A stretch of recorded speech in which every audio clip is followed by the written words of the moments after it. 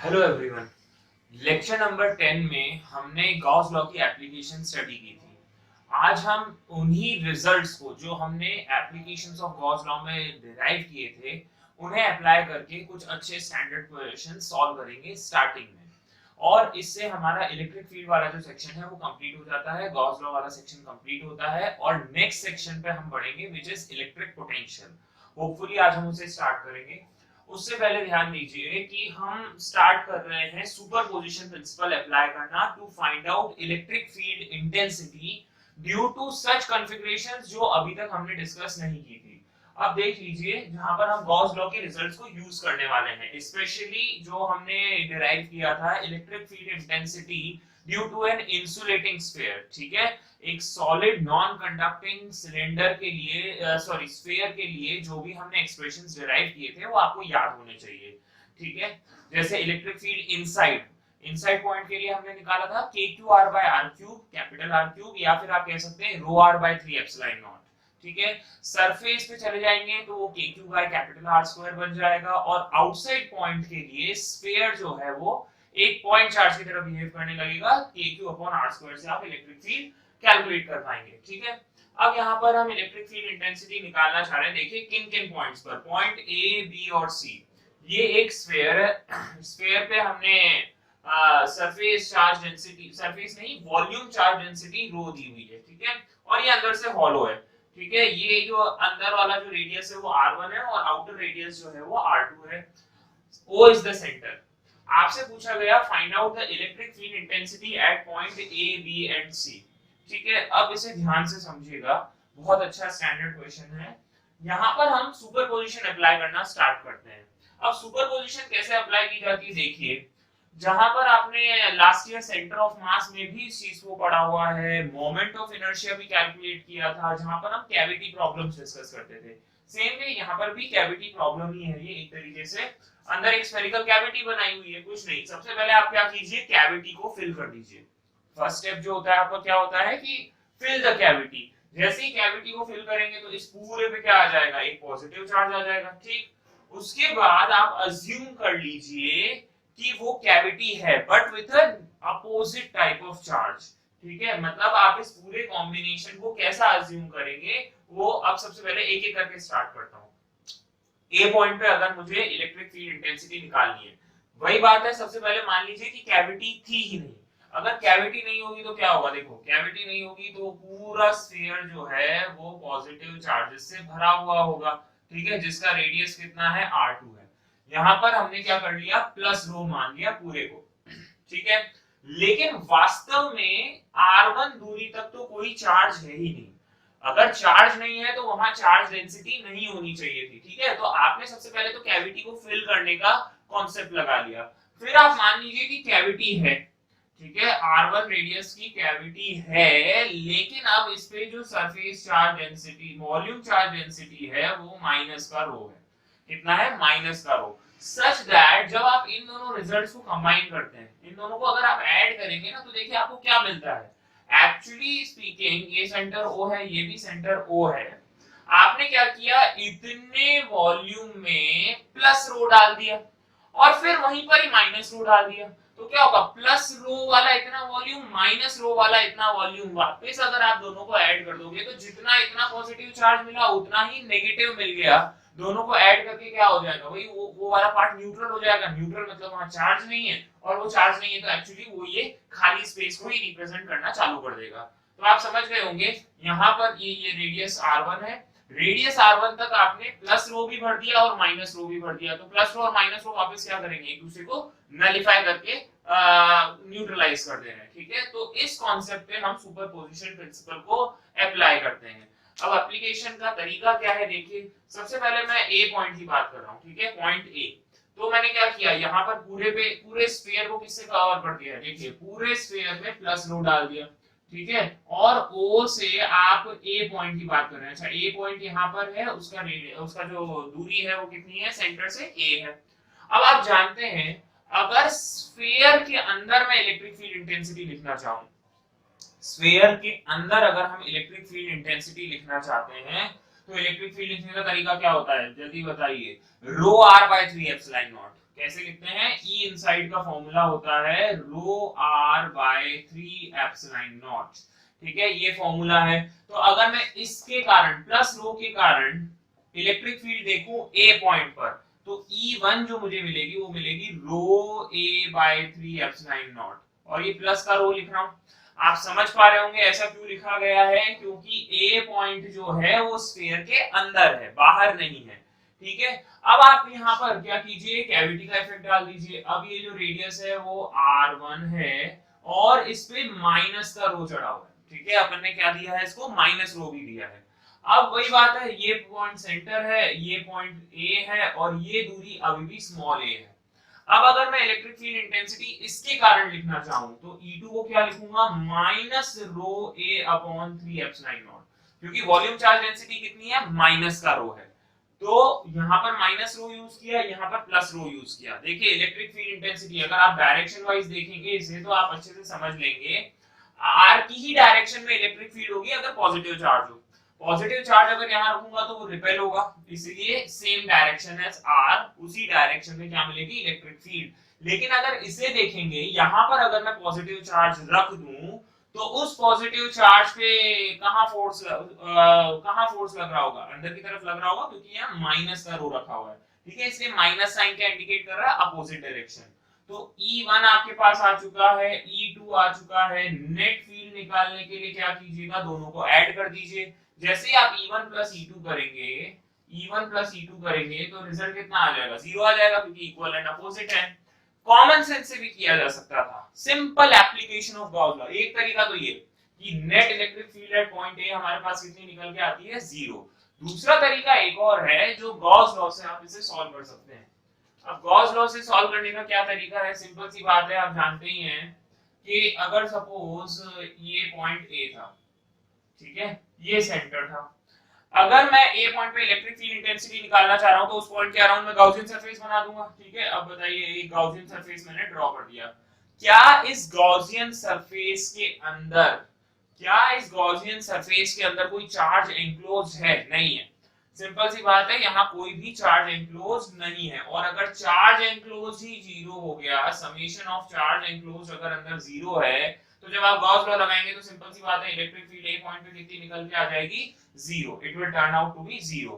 तो आपको समझ में आ गया होगा, ए पॉइंट पर इलेक्ट्रिक फील्ड निकालने के दोनों तरीके थे, एक तो गॉस लॉ भी लगा सकते थे और दूसरा सुपरपोजिशन प्रिंसिपल से भी आप इसे सॉल्व कर सकते हैं। अगर बी पॉइंट की बात करें, तो बी पॉइंट सिंपल सी बात है, वही कीजिए, कैविटी को फिल कीजिए और फिर कैविटी को नेगेटिव चार्ज भी दे दीजिए। पहले तो मैं मान ले रहा हूं कि कैविटी थी ही नहीं। अगर कैविटी नहीं है तो इसे प्लस रो दिया गया है, और ये जो बी पॉइंट है वो स्मॉल बी डिस्टेंस पे है। कितनी डिस्टेंस पे है सेंटर से, स्मॉल बी की दूरी पे है। अब बी पॉइंट तो अभी भी स्फीयर के अंदर ही है, तो इसके कारण इलेक्ट्रिक फील्ड जो आनी चाहिए वो कितनी आएगी, rho B by 3 epsilon naught. Simple concept. अब लेकिन एक बात और है कि ये जो छोटा वाला स्फीयर जिसका रेडियस है R1, ये रहा सेंटर O, बी पॉइंट जो है ना, बी पॉइंट वो इस कैविटी या इस स्फेरिकल कैविटी के बाहर सिचुएटेड है, और इस स्फेरिकल कैविटी पे हमने माइनस रो दे रखा है।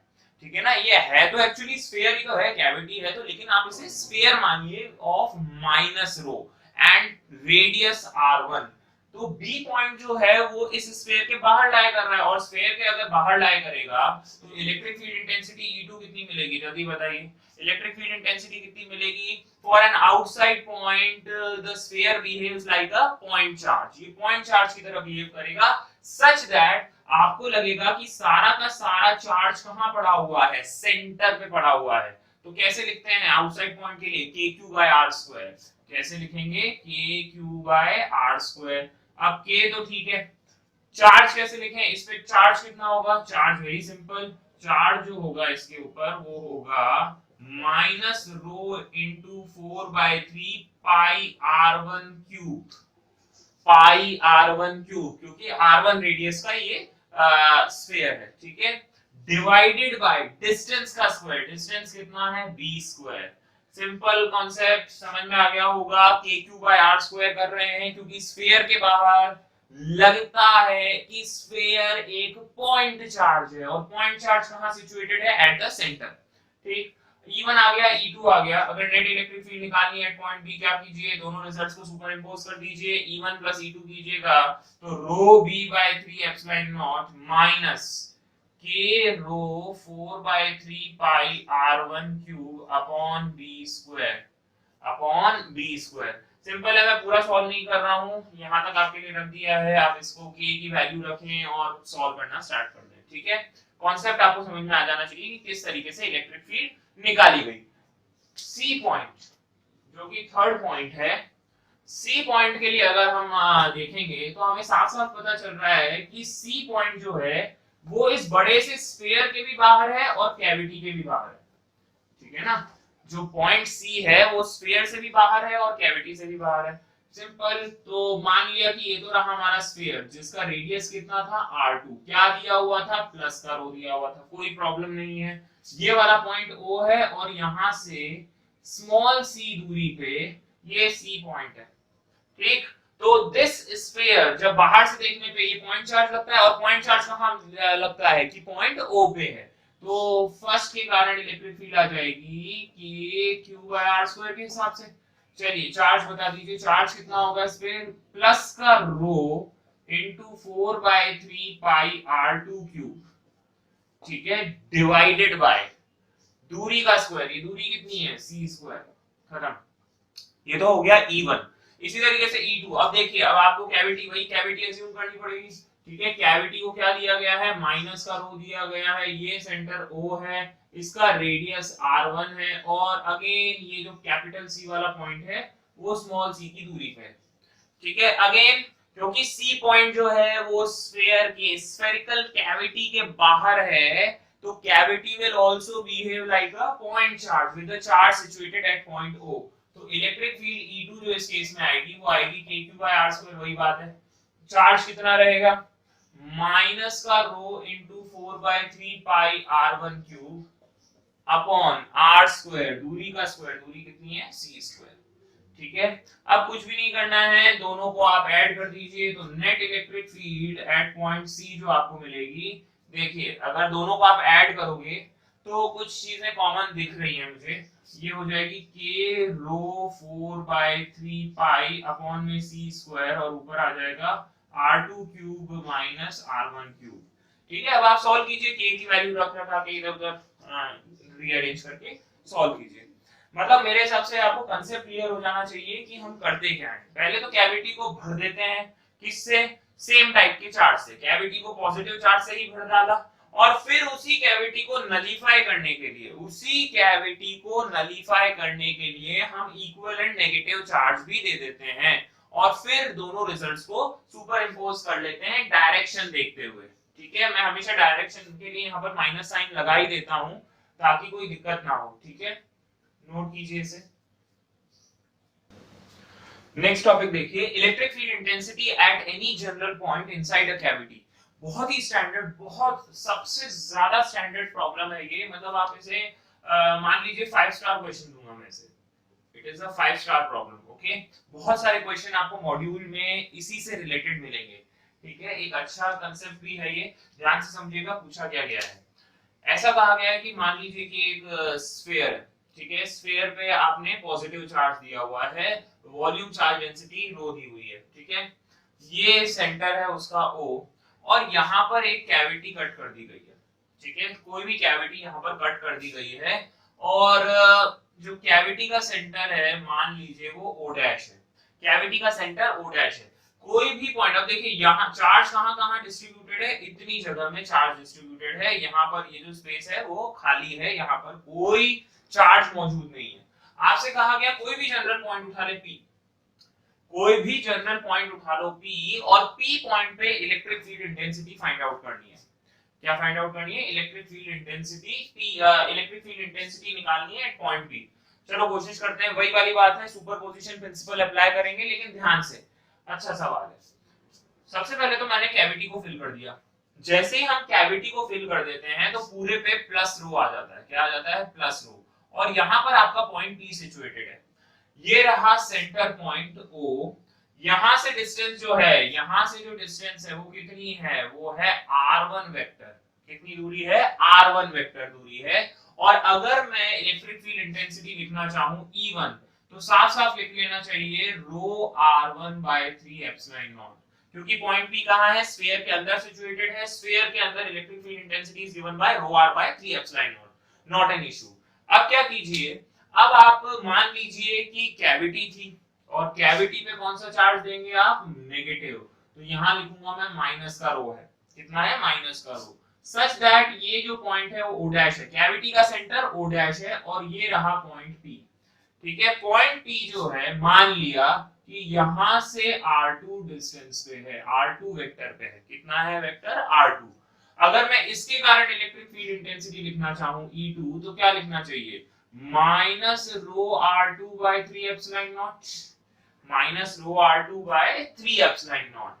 सिंपल है। अब आप नेट इलेक्ट्रिक फील्ड, क्योंकि अगेन ऐसा क्यों लिखा, क्योंकि ये पॉइंट P कैविटी के भी अंदर है।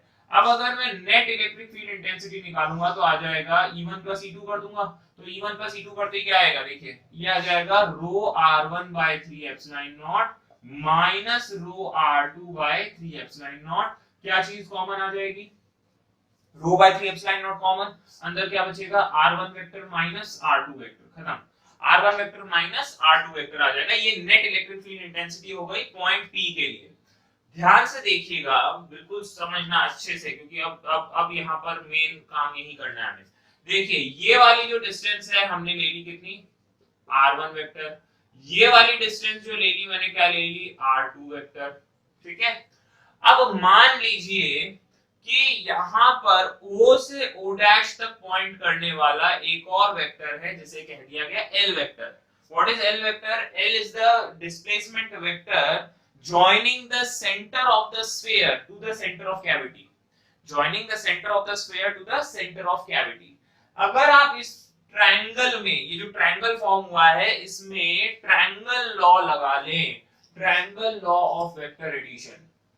ठीक है, मैं लगा रहा हूं triangle law of vector addition. Hopefully आपको एक्सप्रेशन लिखना आता होगा।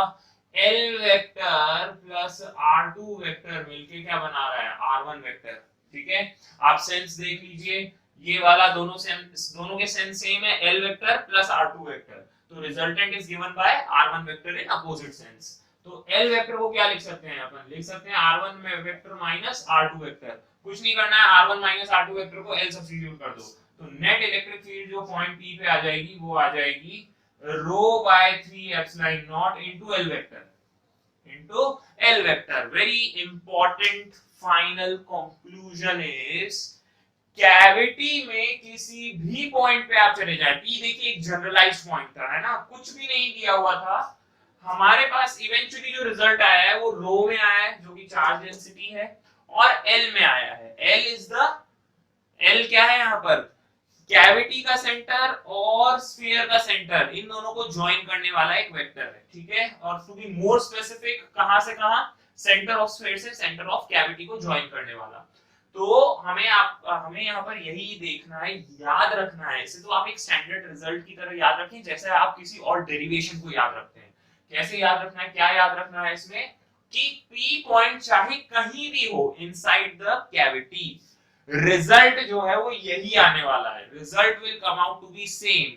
तो इससे हम ये कंक्लूड करते हैं कि electric field intensity inside the cavity, inside the cavity, cavity में आप किसी भी पॉइंट पे चले जाएं, electric field intensity has same magnitude, magnitude wise same है, कितना है, rho L by 3 epsilon naught, and has same direction, direction wise भी सेम है, और डायरेक्शन किसके अलोंग है, L वेक्टर के अलोंग। तो आप किसी भी पॉइंट पे, चलो ये पॉइंट पूछ लिया जाए, ये पूछ लिया जाए, इनफैक्ट सेंटर पे ही पूछ लिया जाए, तो इलेक्ट्रिक फील्ड की डायरेक्शन क्या होगी, along the vector joining center of the sphere to the center of cavity।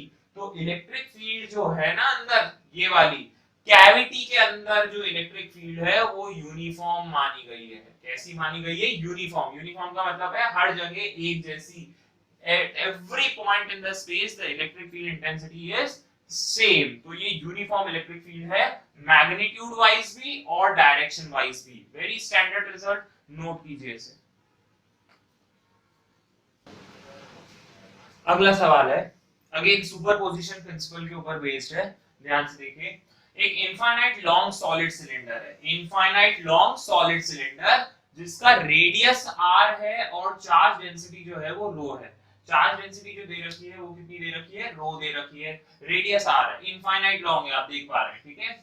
एक स्फेरिकल कैविटी है जिसका रेडियस r/2 है, स्फेरिकल कैविटी का रेडियस r/2 है, उसे कट कर दिया गया है सच दैट उसका जो सेंटर है, कैविटी का जो सेंटर है वो किस पे है, एक्सिस पे ही लाई कर रहा है। आपसे पूछा गया कि अगर electric field intensity point P पर इतनी है 23 rho r by 16 n epsilon naught, तो find the value of n। JEE 2012 का सवाल है, एक बार आप खुद से ट्राई करने की कोशिश कीजिए, नहीं तो मैं बताता हूं आपको। एक बार स्क्रीन पॉज करके खुद से ट्राई करने की कोशिश कीजिए। चलिए देखिएगा इसका सॉल्यूशन देखिए, बहुत आसान सवाल है। अगर आपने सॉलिड सिलेंडर वाला जो डेरिवेशन है उसे ध्यान से समझा था तो मैंने आपको बताया था, एक सॉलिड सिलेंडर वाला डेरिवेशन किया था हमने पिछली क्लास में, कि अगर हम सॉलिड सिलेंडर से बाहर वाले पॉइंट की बात कर रहे हो, मतलब अगर एक इनफाइनाइटली लॉन्ग सिलेंडर है और and you are talking of outside point, outside point के लिए cylinder behaves as a line wire, बताया था ये एक लीनियर वायर की तरह बिहेव करेगी, और लीनियर वायर की तरह बिहेव करेगी तो electric field intensity due to linear wire is given by 2k lambda by r। ये फॉर्मूला आपको याद होना चाहिए। तो वही किया मैंने क्या किया, पहले तो मान लो कि कैविटी थी ही नहीं, अगर कैविटी नहीं थी तो बस एक सिलेंडर था, वो भी इनफाइनाइटली लॉन्ग था, ठीक है, एक इनफाइनाइट लॉन्ग सिलेंडर था, एक्सिस से पॉइंट P पे जो कि 2r दूरी पे है, क्या हम इलेक्ट्रिक फील्ड लिख सकते हैं? हाँ बिल्कुल लिख सकते हैं, क्योंकि हम जानते हैं इलेक्ट्रिक फील्ड कितनी होगी, 2k लैम्डा बाय ये दूरी कितनी है, 2r, खत्म। इतना तो आप समझ में आ गया है ना। अपन ने मान लिया कि इसकी जो लीनियर चार्ज, आप कहेंगे सर ऐसे लैम्डा कैसे मान लिया, वहां भी माना था, वहां पे भी माना था, यहाँ पर rho is the volume charge density, उसकी टेंशन मत लो, लैम्डा को हम एडजस्ट कर लेंगे, कोई अपना ही है वो, ठीक है। चलो ध्यान, दूसरी चीज है हमारे पास है कैविटी। पहले तो हमने इस कैविटी को भर दिया था प्लस रो से, अब कैविटी को भर दीजिए माइनस रो से, ठीक है। अब कैविटी को दे दिया हमने माइनस का रो, और ये वाला जो रेडियस है वो है r/2 का, और जो पॉइंट P की बात हो रही है ना, P पॉइंट कितनी दूरी पे है, 2r दूरी पे है। Spherical cavity, spherical cavity, sphere से बाहर वाले पॉइंट के लिए स्फीयर एक पॉइंट चार्ज की तरह बिहेव करेगा। पॉइंट चार्ज भी कैसा, कि चार्ज सेंटर पे सिचुएटेड दिखेगा। तो इलेक्ट्रिक फील्ड जो लिखनी चाहिए वो लिखनी चाहिए k/q/r² की फॉर्म में, है ना। अब यहाँ पर मैं E2 लिख रहा हूँ ढंग से, k तो k है, Q क्या है, चार्ज ऑन दिस, ये कंप्लीट चार्ज, ये कंप्लीट चार्ज कितना है, माइनस रो इंटू 4/3 पाई रेडियस का क्यूब r/2 का होल क्यूब, है ना। Charge density multiplied by volume, divide किससे करेंगे, ये दूरी से, ये दूरी कितनी है 2r, 2r का होल स्क्वायर। तो नेट इलेक्ट्रिक फील्ड इंटेंसिटी अब अगर हम निकालना चाहे ना, तो देखो सब कुछ सही चल रहा है, बट ये लैम्डा की दिक्कत आ रही है। अब ये लैम्डा अगर थोड़ा सा कुछ साथ दे दे, लैम्डा को हम कुछ कर पाए, तो नेट रिजल्टेंट इलेक्ट्रिक फील्ड आ जाएगी, उससे मैं n भी निकाल लूंगा। तो इस लैम्डा को एडजस्ट करने की कोशिश कर रहा हूं। आप जानते हैं वॉल्यूम चार्ज डेंसिटी क्या होती है, चार्ज डिवाइडेड बाय वॉल्यूम। अब वॉल्यूम क्या होगा इस सिलेंडर का, देखिए इसका रेडियस तो r था, पाई r² मल्टीप्लाइड बाय लेंथ कर दूं, मान लो लेंथ l थी, है नहीं लेकिन मान रहा हूं, है ना। तो सिंपल सी बात है, रो इंटू पाई r², रो इंटू पाई r² आपको देगा q/l, charge per unit length ही लैम्डा होता है, charge per unit length lambda होता है, बस लैम्डा की वैल्यू भी मिल गई, लैम्डा की वैल्यू मिल गई, यहां सब्स्टिट्यूट कर दो, 2 से 2 तो वैसे ही गया, k इंटू लैम्डा, लैम्डा कितना है, rho into pi r² divided by r, ठीक है। अच्छा एक r भी कैंसिल हो रहा है, चलो बढ़िया, तो ये बन गया k रो पाई r, ठीक है, ये हो गई E1। अच्छा E2 को भी थोड़ा सा सिंपलीफाई करके देखता हूं, ये बनेगा minus k rho 4/3 pi R cube divide by 8 into 4r²। ठीक है, दिस इज 1 जा 2 जा एंड ये भी कैंसिल हो गया, एक आर बच गया, तो ये बनेगा माइनस के रो पाई आर बाय 4 3 जा 12 2 जा 24। ठीक है, चलिए सॉल्व करके देखते हैं। जो नेट इलेक्ट्रिक फील्ड होगी इस पॉइंट पे वो होगी E1 प्लस E2, है ना, दोनों को ऐड कर दे रहा हूं। के रो पाई आर माइनस के रो पाई आर बाय 24, तो 1 माइनस 1 बाय 24 इज 23 बाय 24, तो 23 बाय 24 इनटू, अच्छा के को लिख रहा हूं 1/4 पाई एप्सिलॉन नॉट, क्योंकि वो एप्सिलॉन नॉट की टर्म्स में दिया हुआ है। देखो तुमको पता चल रहा होगा, आंसर आता हुआ शायद 23 तो आ ही चुका है। 1/4 pi epsilon naught multiplied by rho pi R, तो देखिए पाई से पाई कैंसिल हो जाएगा, तो ये बचेगा 23 rho R by 96 epsilon naught, 96 epsilon naught. ठीक है, और वो यही कह रहा है कि डिनोमिनेटर कितना है 16 n एप्सिलॉन नॉट, हमारा डिनोमिनेटर क्या है 96 एप्सिलॉन नॉट। तो सिंपल सी बात है, कंपेयर करेंगे तो 16 n की वैल्यू किसके बराबर है 96, तो n कितना हो गया 6 के बराबर, तो n = 6 is the answer for this. Note कर लीजिए। Next question, the region between two concentric spheres of radii a and b respectively have volume charge density rho equals to a by r। देखिए यहाँ पर दो concentric spheres हैं, inner radius a है और outer radius जो है वो b है। अच्छा, ये वाला जो रीजन है ना बीच में, यहाँ पर जो चार्ज डेंसिटी है वो रो दे रखी है। ठीक है, आपसे कह रखा है कैपिटल A की वैल्यू क्या होगी, a कांस्टेंट है और small r is distance from the centre, जैसे जैसे सेंटर से दूर जा रहे हैं। ठीक है, at the centre of the sphere is a charge q, एकदम बीचों बीच क्या किया है आपने, एक चार्ज q को प्लेस कर दिया, it is a point charge. Find the value of a such that electric field in the region between the spheres is constant। अब कांस्टेंट है इलेक्ट्रिक फील्ड, मतलब यहाँ पर बीच में कुछ भी इलेक्ट्रिक फील्ड हो जाए, ठीक है, वो हमेशा कांस्टेंट रहे, r के साथ वेराई ना हो, तो a की क्या वैल्यू होनी चाहिए, कुछ भी नहीं है बच्चों। देखो पहले तो सिंपल सा जो पूछ रहा है ना वही हम कैलकुलेट कर लेते हैं। वो कह रहा है ना कि इस रीजन में इलेक्ट्रिक फील्ड के बारे में बताना है कुछ, तो कुछ नहीं, यहाँ से लेके मैं कह देता हूँ कि चलो एक पॉइंट है इस रीजन में जो कि यहाँ से r दूरी पे है, यहाँ पर जो इलेक्ट्रिक फील्ड इंटेंसिटी होनी चाहिए वो कांस्टेंट होनी चाहिए। कुछ नहीं कीजिए, क्या करना है आपको, एक स्फेरिकल गाउसियन सरफेस अज्यूम कर लीजिए। क्या मान लीजिएगा, एक गाउसियन सरफेस।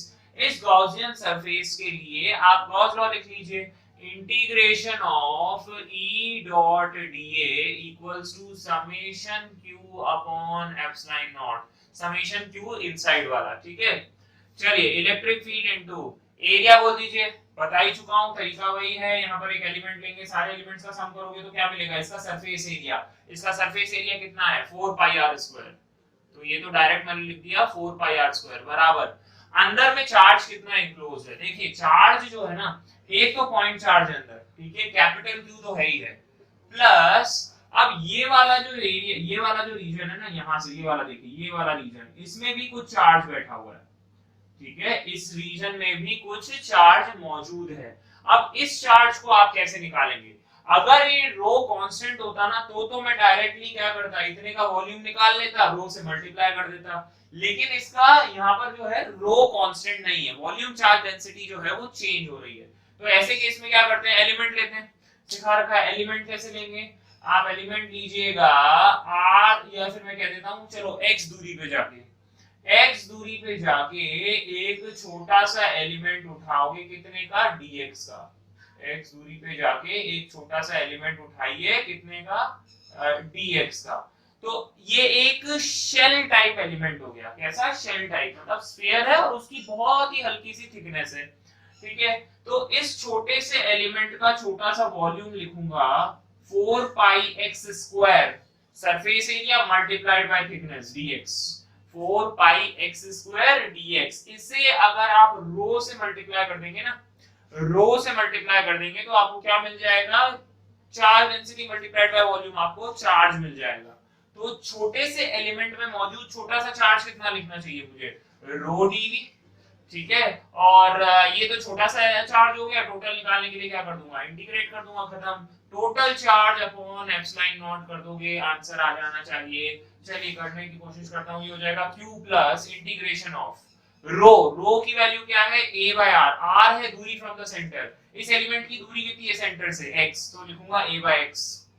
ये तो हो गई रो की वैल्यू। dv की वैल्यू कितनी है 4 पाई x square dx upon epsilon not कीजिए, और x की वैल्यू कहां से कहां तक वेरी कर रही है, देखिए पहला एलिमेंट आपको मिल रहा है यहां पर, और आखिरी एलिमेंट चाहिए यहां पर, है ना, क्योंकि बीच में तो खाली जगह, वहां पर चार्ज नहीं है। चार्ज कहां से कहां तक है, यहां से यहां तक ही है, तो मतलब a से आपको कहां तक जाना है, इस जगह तक, और ये दूरी कितनी है r, b तक मत जाइएगा, a से r तक जाना है। तो limit of integration goes from a से स्मॉल r। पता मैं इसे सॉल्व कर लेता हूं, देखो अपॉन में मैं 4 पाई r स्क्वायर भेज दे रहा हूं, जिससे इलेक्ट्रिक फील्ड आ जाएगी। ठीक है, तो इलेक्ट्रिक फील्ड देखिए अब कैसे निकालेंगे। इलेक्ट्रिक फील्ड जो हो जाएगी वो हो जाएगी q by 4 pi epsilon naught into r square plus, चलो इंटीग्रेशन सॉल्व करता हूं, 1x तो कैंसिल हो गया। ठीक है, यहां बचेगा 4 pi capital A integration of x dx का इंटीग्रेशन, ये हो जाएगा x स्क्वायर बाय 2, ये हो जाएगा x स्क्वायर बाय 2, और लिमिट्स क्या होंगी a से r तक। देखो ये भी कैंसिल हो गया, तो ये भी बना 2 पाई a r square minus a square, क्या बन जाएगा r square minus a square. Substitute कर दे रहा हूं, ये बनेगा 2 पाई a into r square minus a square, r square minus a square. तो बहुत ही सिंपल सा कॉन्सेप्ट है। अब ये कह रहा है कि ये जो इलेक्ट्रिक फील्ड इंटेंसिटी होनी चाहिए, ये जो इलेक्ट्रिक फील्ड इंटेंसिटी निकल के आई है, दैट मस्ट बी इंडिपेंडेंट, या फिर कह सकता हूं कांस्टेंट टर्म होनी चाहिए। कांस्टेंट टर्म होने के लिए r के ऊपर डिपेंडेंसी नहीं होनी चाहिए। ठीक है, r के ऊपर डिपेंडेंसी नहीं होनी चाहिए, तो उसके लिए मुझे क्या करना पड़ेगा, देखो मैं क्या कर रहा हूं, ध्यान से समझना। इसको मैंने लिख दिया q upon 4 pi epsilon not r square plus 2 pi a r square upon 4 pi epsilon not r square minus 2 pi a into a square upon 4 pi epsilon not r square. देखो यहाँ r स्क्वायर से r square तो cancel हो जाता है। ठीक है, आपको चाहिए कि इलेक्ट्रिक फील्ड कांस्टेंट रहे, r के इंडिपेंडेंट हो जाए। तो r के इंडिपेंडेंट कब होगी, जब r वाली टर्म्स जो है वो उनका जो नेट समेशन है वो जीरो हो जाए। आप क्या चाहते हैं, इलेक्ट्रिक फील्ड जो है यहाँ पे कांस्टेंट हो जाए। कांस्टेंट होने के लिए बस यही चीज बचनी चाहिए ना, ये दोनों एक दूसरे को कैंसिल आउट कर दें, तो ये दोनों एक दूसरे को कैंसिल आउट कर देंगे। इसका मतलब क्या है, q upon 4 pi epsilon not r square की वैल्यू किसके बराबर हो जाए, 2 पाई a square upon 4 pi epsilon not r square. तो देखो ये तो पूरा कैंसिल आउट ही हो जाता है, तो small a sorry capital A की जो वैल्यू है वो हो जाएगी q upon 2 pi a square. Capital A की वैल्यू कितनी हो जाएगी, q upon 2 pi a square. This is the answer. ठीक है, तो आपको इंडिपेंडेंट करना था ना इलेक्ट्रिक फील्ड को। इंडिपेंडेंट करने के लिए क्या है, बस इंडिपेंडेंट टर्म जिंदा रहनी चाहिए, बाकी चीजें क्या हो जाए, कैंसिल आउट हो जाए। ठीक है, नोट कर लीजिए इस चीज को। चलिए अब हम यहाँ पर एक नया सेक्शन स्टार्ट कर रहे हैं जो कि इलेक्ट्रिक पोटेंशियल से डील करता है। अभी तक हम इलेक्ट्रिक फ्लक्स से रिलेटेड सारी चीजें पढ़ लिए हैं, हमने गॉस लॉ का स्टेटमेंट भी पढ़ लिया, सब कुछ कवर कर चुके हैं। नया सेक्शन जो है वो पोटेंशियल से डील कर रहा है। देखिए पोटेंशियल के कंसेप्ट को हमेशा से वर्क से ही जोड़ा गया है। ठीक है, पोटेंशियल के कंसेप्ट को समझने के लिए वर्क के कंसेप्ट को अगर आप अच्छे से जानते हैं तो आप पोटेंशियल को भी जानते हैं। वैसे तो लास्ट ईयर ग्रेविटेशनल पोटेंशियल भी आपने पढ़ा होगा, पोटेंशियल एनर्जी वाली चीज भी पढ़ी होगी, ग्रेविटेशनल पोटेंशियल एनर्जी। बट अगर किसी ने नहीं भी पढ़ा है तो टेंशन लेने की बात नहीं है, 10th स्टैंडर्ड में भी एक बार तो पोटेंशियल का कंसेप्ट आता ही है। देखिए इलेक्ट्रिक पोटेंशियल किस हिसाब से डिफाइन किया गया, देखिए हर चार्ज पार्टिकल या कोई भी चार्ज कॉन्फ़िगरेशन जो है अपने अराउंड कुछ इलेक्ट्रिक फील्ड बनाता है। ठीक है, आप जानते हैं उस इलेक्ट्रिक फील्ड के अंदर अगर कोई दूसरा चार्ज पार्टिकल आ जाए तो उस पे या तो फोर्स ऑफ अट्रैक्शन लगेगा या फोर्स ऑफ रिपल्शन लगेगा, मतलब कोई ना कोई इंटरैक्शन फोर्स तो लगेगा ही लगेगा। ठीक है। अब उस इलेक्ट्रोस्टैटिक फोर्स ऑफ अट्रैक्शन कह दीजिए या रिपल्शन कह दीजिए, उस फील्ड के अंदर अगर हम अपने चार्ज पार्टिकल को मूव करवाना चाहते हैं एक जगह से दूसरी जगह पे, अगर आप अपने चार्ज पार्टिकल को डिस्प्लेसमेंट दे रहे हैं एक जगह से दूसरी जगह पे, तो कुछ वर्क करना पड़ जाएगा। ऑब्वियस सी बात है, कुछ ना कुछ वर्क तो करना ही पड़ेगा। क्यों करना पड़ेगा? क्योंकि फोर्स लग रहा है, फोर्स लग रहा है और डिस्प्लेसमेंट भी हो रहा है, तो अब हो सकता है कि कुछ वर्क आपको करना पड़ जाए। अब ये जो वर्क डन होता है in moving a charge particle, that is somewhat related to potential and hence potential energy. वही चीज पोटेंशियल या पोटेंशियल एनर्जी से रिलेट कर जाती है। कैसे कर जाती है? आपने क्लास 11th में पढ़ा था कंजर्वेटिव और नॉन कंजर्वेटिव फोर्सेस के बारे में, ठीक है, जहां पर हम पोटेंशियल एनर्जी का कंसेप्ट लाते ही इसलिए हैं ताकि वर्क डन निकालना सिंपलीफाई हो जाए। हम जानते हैं अगर कोई फोर्स ऐसा है जो इस तरीके का वर्क डन कर रहा है कि एक पॉइंट से अगर दूसरे पॉइंट पे चले जाओ, तो वर्क डन जो है अगर वो पाथ इंडिपेंडेंट हो जाए, अगर पाथ पे डिपेंड ही नहीं कर रहा है, केवल इनिशियल और फाइनल पोजीशंस पे डिपेंड कर रहा है, तो फिर हम कहते थे यार बार-बार इंटीग्रेशन का झंझट हम क्यों पालेंगे। हम क्या करते थे, उन दो पॉइंट्स पे कुछ कुछ वैल्यू डिफाइन कर देते थे और हम कहते थे अच्छा इन वैल्यूज का डिफरेंस निकाल लो, वर्क डन आ जाएगा, ठीक है। और वो वैल्यूज क्या होती थी? वही पोटेंशियल एनर्जी की वैल्यूज होती थी। तो वहां पर भी आपने वर्क को किससे रिलेट किया था? पोटेंशियल एनर्जी से। वर्क डन निकालने के लिए directly change in potential energy निकालते थे। The best example is gravitational force, है ना। वहां पर भी ग्रेविटेशनल फोर्स को हमने कंजर्वेटिव फोर्स कहा था और डायरेक्टली हम चेंज इन पोटेंशियल एनर्जी निकाल लेते थे, मतलब mgh2 mgh1, एक चीज को रेफरेंस लेते हुए। रेफरेंस किसको लिया जाता था? जहां पर पोटेंशियल एनर्जी को जीरो माना जाता था। कहां माना जाता था? वहां पर तो डेटम लेवल को, ग्राउंड लेवल को अभी मान लेते थे, या फिर अपनी कन्वीनियंस के लिए वर्क एनर्जी थ्योरम जब हम लगाते थे तो अपनी कन्वीनियंस के लिए रेफरेंस को भी चूज कर लेते थे, ठीक है। इतना आप जानते हैं। अब यहां पर भी सिमिलर कॉन्सेप्ट है। यहां पर भी हम यही कहते हैं कि जब हम इलेक्ट्रिक फील्ड के अंदर, जैसे सिमिलर टू वहां ग्रेविटेशनल फील्ड के अंदर किसी मास को, किसी ऑब्जेक्ट को आप घुमाते थे तो वर्क डन होता था, ओके। एंड वर्क डन निकालने का तरीका क्या होता था? चेंज इन पोटेंशियल एनर्जी कर देते थे। सिमिलर ग्राउंड्स पे हमारे पास इलेक्ट्रिक पोटेंशियल का कंसेप्ट है कि एक चार्ज कॉन्फ़िगरेशन के कारण अगर आपको आसपास लग रहा है कि कुछ फोर्स एक्सर्ट हो सकता है चार्ज पार्टिकल पे, तब अगर आप उस पार्टिकल को मूव करवाएंगे तो वर्क डन होगा। That work done is a measure of potential energy. For example, पानी को नीचे से उठा के मैंने ऊपर रख दिया और अब अगर उसे मैं ढोल दूं या उसे थोड़ा सा धक्का दे दूं तो वो नीचे गिरेगा। नीचे गिरेगा तो उसकी जो एनर्जी है वो काइनेटिक की फॉर्म में कन्वर्ट हो जाएगी। या फिर मैं कह सकता हूं कि पानी के पास काइनेटिक एनर्जी आई कहां से? ऑब्वियस सी बात थी, जब हमने उसको उठा के एक जगह से दूसरी जगह पे रखा था, नीचे से उठाकर मैंने ऊपर रखा, तो उसे इनडायरेक्टली एक फॉर्म ऑफ एनर्जी दे दी गई। कौन सी एनर्जी थी? पोटेंशियल। पोटेंशियल एनर्जी का मतलब है which has a calibre, which has a capacity, उसमें अंदर कुछ पोटेंशियल है कि वो आगे जाके किसी यूजफुल वर्क में कंट्रीब्यूशन दे सके। सेम वे यहां पर देखिएगा, अब हम इसी ग्राउंड्स पे हम इसको डिफाइन करना चाहेंगे। मान लीजिए कोई चार्ज कॉन्फ़िगरेशन है, ठीक है। इस चार्ज कॉन्फ़िगरेशन के कारण आसपास क्या होगी? इलेक्ट्रिक फील्ड इंटेंसिटी होगी, ठीक है। इस इलेक्ट्रिक फील्ड में अगर चार्ज पार्टिकल को मूव करवाया जाए, अब देखिए फॉर एग्जांपल मैं कह देता हूं इस तरीके का कुछ सेटअप है। मैं कह रहा हूं एक चार्ज पार्टिकल को इनफाइनाइट से उठाकर लेके आया हूं। कहां से? इनफाइनाइट। अब इनफाइनाइट का मतलब क्या होता है? इनफाइनाइट वेरी लार्ज डिस्टेंस, जहां पर इस चार्ज कॉन्फ़िगरेशन का इन्फ्लुएंस जीरो माना गया। इन्फ्लुएंस मतलब इलेक्ट्रिक फील्ड जीरो मानी गई।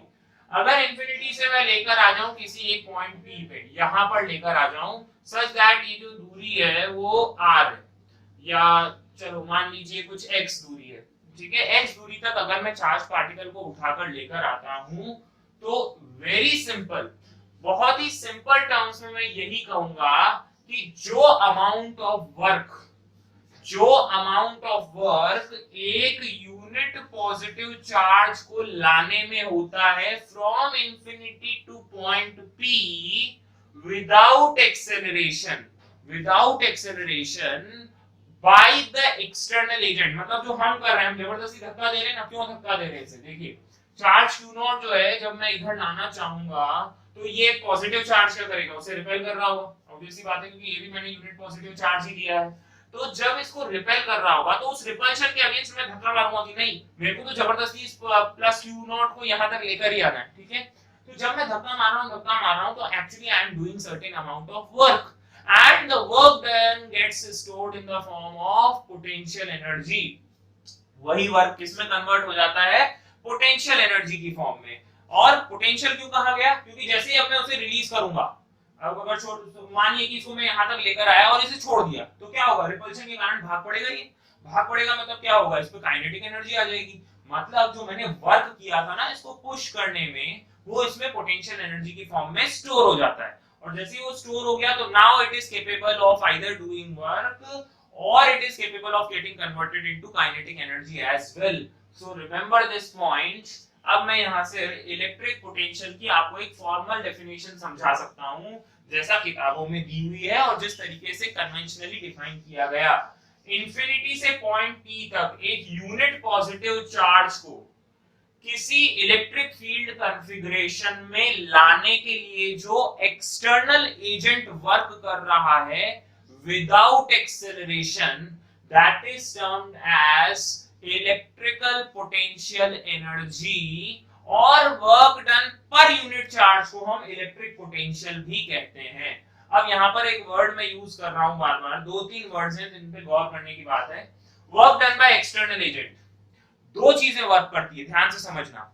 एक तो मैं वर्क कर सकता हूँ जो कि मैं एक्सटर्नल एजेंट हूँ, चार्ज पार्टिकल को धक्का मारने में एक्सटर्नल एजेंट का वर्क, और दूसरा वर्क हो सकता है इस इलेक्ट्रिक फील्ड का। पॉजिटिव चार्ज क्या करेगा, इसे धक्का मारेगा तो देखिए इस प्लस क्यू नॉट पे दो चीजें लग रही है ना, एक तो इलेक्ट्रोस्टैटिक रिपल्शन इस डायरेक्शन में लग रहा है, ये इलेक्ट्रिक फोर्स है जो इस पे लग रहा है, जो इसे बाहर रिपेल करना चाहेगा। मेरा काम क्या है कि मैं इसे केवल इतना ही धक्का दे दूं कि बस वो इलेक्ट्रिक फोर्स को काउंटर बैलेंस कर जाए, बिल्कुल हल्का सा ज्यादा देना पड़ेगा ताकि वो थोड़ा सा चार्ज पार्टिकल मूव भी कर जाए।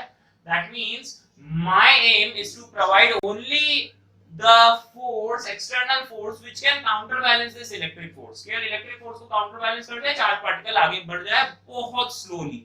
बहुत स्लोली क्यों कह रहा हूं, ताकि कोई एडिशनल काइनेटिक एनर्जी इंपार्ट ना कर दूं। सोचो अगर मैंने ये F एक्सटर्नल F इलेक्ट्रिक से बहुत ज्यादा बढ़ा दिया तो क्या होगा, मैं यहाँ पर इस चार्ज पार्टिकल को एक्सेलरेट करा दे रहा हूँ, चार्ज पार्टिकल एक्सेलरेट हो जाएगा, उसकी काइनेटिक एनर्जी कुछ बदल जाएगी, ठीक है। तो क्या होगा, क्या उससे क्या हुआ, इसका मतलब है कि मैंने इलेक्ट्रिक फोर्स से ज्यादा वर्क कर दिया, जितना रिक्वायर्ड था उससे ज्यादा ही वर्क कर दिया। तो that will not give me the actual value of potential, वो हमें एक्चुअल वैल्यू नहीं देगा। तो इसलिए ये वर्ड यूज किया जाता है विदाउट पोटेंशियल। उतना ही फोर्स लगाओ जितना कि इलेक्ट्रिक फोर्स को काउंटर बैलेंस कर पाओ, बस इतना ही फोर्स लगाना है, ठीक है। एडिशनल काइनेटिक एनर्जी इंपार्ट करके हमें एडिशनल वर्क नहीं करना है। ऑब्वियस सी बात है, काइनेटिक एनर्जी इंपार्ट करने के लिए वर्क चाहिए, एक्स्ट्रा वर्क चाहिए। अब एक्स्ट्रा वर्क करूंगा तो पोटेंशियल एग्जैक्ट नहीं आ पाएगा इस चार्ज कॉन्फ़िगरेशन के कारण, ठीक है। तो इलेक्ट्रिक पोटेंशियल की डेफिनेशन देखिए कैसे डिफाइन की गई। इलेक्ट्रिक पोटेंशियल, साथ साथ में आप भी लिखते जाइए, electric potential at a point in the electric field of a charge configuration. एक ये चार्ज कॉन्फ़िगरेशन है, ये पॉजिटिव वाला, इस चार्ज कॉन्फ़िगरेशन के इलेक्ट्रिक फील्ड में electric potential is defined as the amount of work done by external agent। remember सारे छोटे छोटे शब्दों का ध्यान दीजिएगा, by external agent in bringing, किसको लाने के लिए, bringing a unit positive charge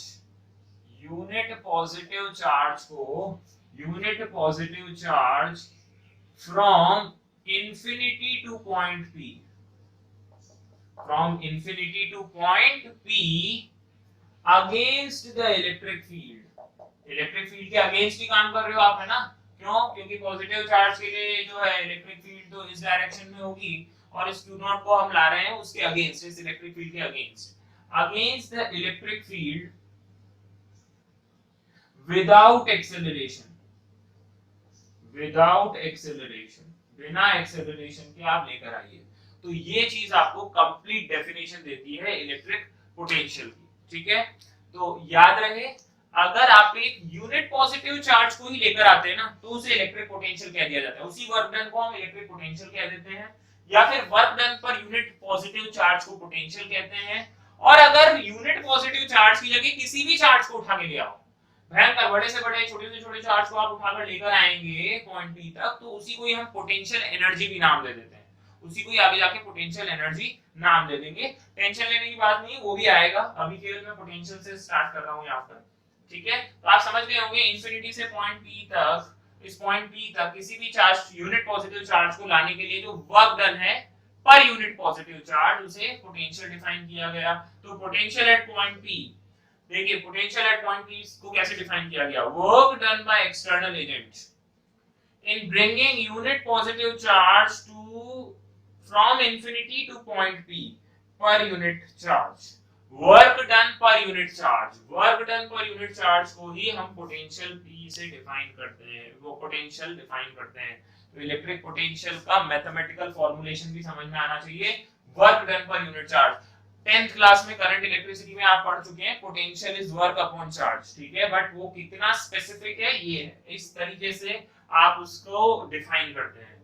देखिए कई बार अब ऐसा हो सकता है ना, याद रहना चाहिए, क्या हो सकता है, कभी कभी आपको सवाल में जो वर्क डन है वो P से इंफिनिटी के लिए देते हैं कि पार्टिकल को, चार्ज पार्टिकल को P से इंफिनिटी तक ले जाने में इतना वर्क किया, तो कुछ नहीं करना है, अगर P से इंफिनिटी वाला दिया हुआ हो तो वर्क डन उसका ऑपोजिट हो जाएगा, तो minus of work done by external from P to infinity per unit positive charge, P से इंफिनिटी पर यूनिट चार्ज। अच्छा, इसी को आप ऐसा भी लिख सकते हैं, इसी को आप ऐसा भी लिख सकते हैं, रिमेंबर मैंने आपको बताया जिस डायरेक्शन में हम वर्क कर रहे हैं उसके अपोजिट डायरेक्शन में इलेक्ट्रिक फील्ड वर्क कर सकता है, ठीक है ना। आप समझिए, हम F इलेक्ट्रिकल इधर लग रहा है, F एक्सटर्नल इधर लग रहा है, तो F इलेक्ट्रिकल तो हमारे F एक्सटर्नल के अपोजिट डायरेक्शन में है ना, तो इसी का वर्क डन उसके अपोजिट डायरेक्शन में, तो इलेक्ट्रिक का मैं ऐसा भी लिख सकता हूं, is minus of work done by electric force.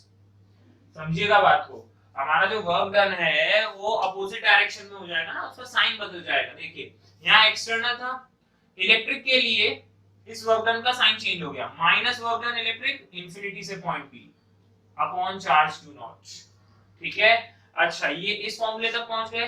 अब अगर आपसे कह दिया गया इलेक्ट्रिक फोर्स दिया गया है P से इंफिनिटी के लिए, अब इलेक्ट्रिक फोर्स दिया गया P से इंफिनिटी के लिए, एक और बार साइन चेंज कर दो, P से इंफिनिटी करूंगा तो वापस से माइनस साइन लेना पड़ेगा, तो ये हो जाएगा प्लस का, work done by electric from P to infinity per unit positive charge. तो इनफैक्ट ये सारे फॉर्मूले हैं, कुछ भी कभी भी दिया हुआ हो सकता है, तो आप बिल्कुल तरीके से जज करके आप फॉर्मूला अप्लाई करेंगे। मेरे हिसाब से ये क्लियर हो गया होगा, ये फॉर्मूला बेसिक याद रखना है, work done by external agent infinity से point P upon Q naught, अगर मैं P से इंफिनिटी कर दूं साइन बदल जाता है, और वर्क डन एक्सटर्नल की जगह इलेक्ट्रिक कर दूं तो भी साइन चेंज हो जाता है। अब कितना भी कुछ भी वेरिएशन कर दो, आपको याद होना चाहिए कि किस तरीके से सवाल किया जाएगा, ठीक है। एक और जो छोटी इंपॉर्टेंट बात है जो याद रखनी है, जब भी हम पोटेंशियल कैलकुलेट करेंगे, पोटेंशियल स्केलर क्वांटिटी है, देखिए वर्क और चार्ज दोनों स्केलर क्वांटिटी है, तो इलेक्ट्रिक पोटेंशियल क्या है, स्केलर क्वांटिटी है। और जब भी आप इसको कैलकुलेट करेंगे, सब्स्टिट्यूट, रिमेंबर जब भी पोटेंशियल कैलकुलेट कर रहे हैं, substitute charge and work done with proper sign, आप प्रॉपर साइन जरूर इस्तेमाल करेंगे, प्रॉपर साइन के साथ वर्क और चार्ज को सब्स्टिट्यूट करेंगे। जैसे फॉर एग्जांपल मैं एक क्वेश्चन करा देता हूं, मान लीजिए एक चार्ज पार्टिकल है, ठीक है, एक चार्ज पार्टिकल है -2 माइक्रोकूलम का, ठीक है, is moved from P to infinity, P से लेकर आपने उसे इंफिनिटी तक मूव किया है, और work done by electric field, work done by electric field जो है is -10 माइक्रोजूल्स। तो मैंने पूछ लिया find potential at point P, ठीक है, मैंने पूछ लिया find the potential at point P, work done by electric field दे रखा है। देखिए ध्यान से समझना, हम जो पोटेंशियल डिफाइन करते हैं पॉइंट P पे, वो कैसे डिफाइन करते हैं, देखो मेरे को ये सारे फॉर्मूले याद नहीं है, मुझे याद नहीं रहते और मेरे को करने भी नहीं है। मुझे अगर ये फॉर्मूला याद है तो ये सारे मैं डिराइव कर सकता हूँ खुद से ही, छोटा सा कॉमन सेंस लगा के ये सारे मैं खुद से ही डिराइव कर लेता हूँ। तो देखिए वर्क डन कहां से कहां तक लेके जाना है, क्या दिया हुआ है, इलेक्ट्रिक फील्ड का वर्क डन दिया हुआ है कहां से कहां तक, P से इंफिनिटी वाला, अपॉन Q नॉट कर दूंगा, ठीक है। लेकिन मुझे तो पता क्या है, देखो मुझे ये सारी चीजें नहीं गिवन है, मुझे ये गिवन है, मुझे जो फॉर्मूला याद होता है मुझे वो याद होता है work done by external infinity से P तक अपॉन Q नॉट कर दूंगा, ठीक है। अब देखो सबसे पहला तो यहाँ पर इलेक्ट्रिक है, इलेक्ट्रिक का एक माइनस कर देता हूँ, minus work done by electric infinity से P अपॉन Q नॉट, ठीक।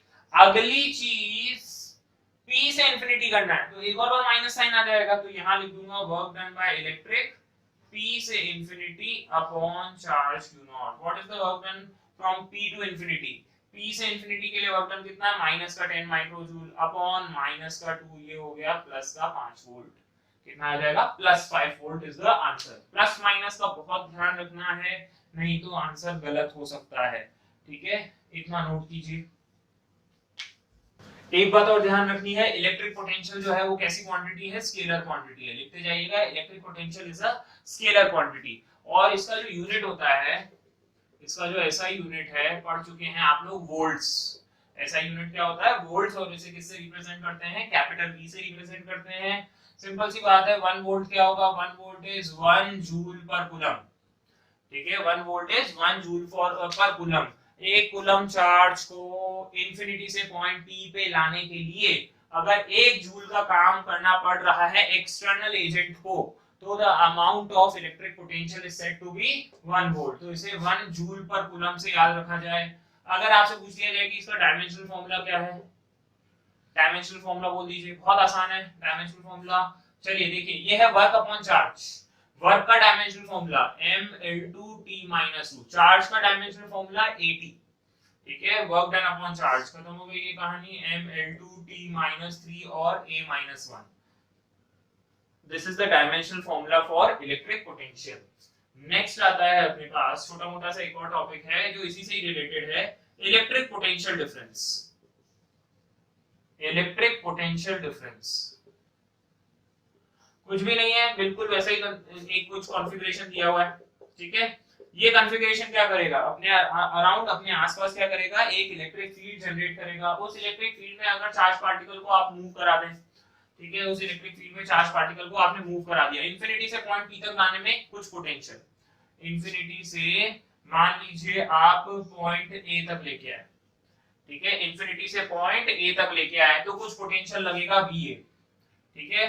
अगर आप इंफिनिटी से B पॉइंट तक ले आए होते तो लगता VB, ठीक है। अब मैं आपसे कह रहा हूं, अगर मैंने एक चार्ज पार्टिकल Q नॉट को A से B तक मूव कराया, A से B तक मूव कराया, तो वर्क डन क्या होगा, तो देखिए work done by external agent in bringing the charge particle from A to B, in bringing the charged particle, which charged particle, unit positive charge from A to B is work done per unit charge, और यही work done पर unit charge क्या होता है, potential difference. तो ये कैसे मिलेगा आपको, VB माइनस VA से, ठीक है, VB माइनस VA से आपको क्या मिल जाएगा, work done in bringing the unit positive charge from point A to point B is the potential difference, electric potential difference between points A and B। तो ये क्या बना, ये बना VBA, which is VB minus VA, which is work done by external agent to bring Q naught from A to B। Simple, बिल्कुल electric potential जैसा ही है। अब दो पॉइंट्स के बीच में A पॉइंट का पोटेंशियल पता है, B का पोटेंशियल पता है, दोनों का डिफरेंस ही तो पूछ रहे हैं, इलेक्ट्रिकल पोटेंशियल डिफरेंस, ठीक है। कभी-कभी ऐसा भी पूछ लिया जाता है।